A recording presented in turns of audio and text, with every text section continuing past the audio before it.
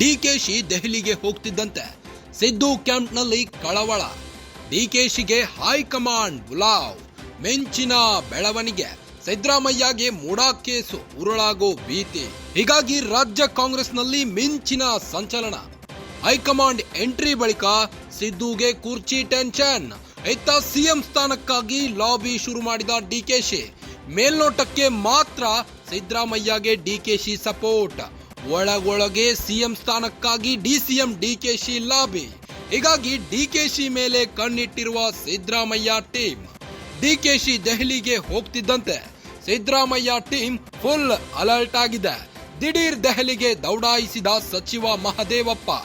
H C Mahadevappa CM Siddaramaiah ಪರಮಾಪ್ತ. ಮಹದೇವಪ್ಪಗೆ ಸಚಿವ ಕೆಎಚ್ ಮುನಿಯಪ್ಪ ಸಾಥ್.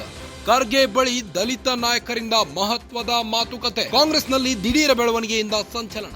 ಡಿಕೆಶಿ ದೆಹಲಿಗೆ ಹೋಗ್ತಿದ್ದಂತೆ ಸಿದ್ದು ಕ್ಯಾಂಪ್ನಲ್ಲಿ ಕಳವಳ ಶುರುವಾಗಿದೆ. ಡಿಕೆಶಿಗೆ ಹೈಕಮಾಂಡ್ ನಿಂದ ಬುಲಾವ್ ಬಂದಿದ್ದು ಮಿಂಚಿನ ಬೆಳವಣಿಗೆ ಆಗಿದೆ. ಸಿದ್ದರಾಮಯ್ಯಗೆ ಮೂಡಾ ಕೇಸ್ ಉರುಳಾಗೋ ಭೀತಿ ಎದುರಾಗಿದ್ದು, ಹೀಗಾಗಿ ರಾಜ್ಯ ಕಾಂಗ್ರೆಸ್ನಲ್ಲಿ ಮಿಂಚಿನ ಸಂಚಲನ ಶುರುವಾಗಿದೆ. ಹೈಕಮಾಂಡ್ ಎಂಟ್ರಿ ಬಳಿಕ ಸಿದ್ದುಗೆ ಕುರ್ಚಿ ಟೆನ್ಷನ್ ಎದುರಾಗಿದೆ.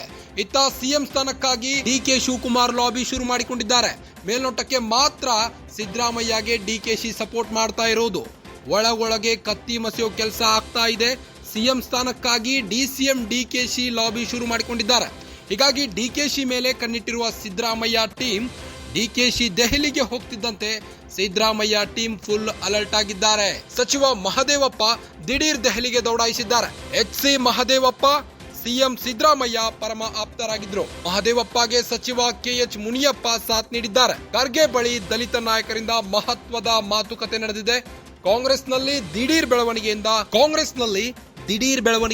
ಸಂಚಲನ ಶುರುವಾಗಿದೆ.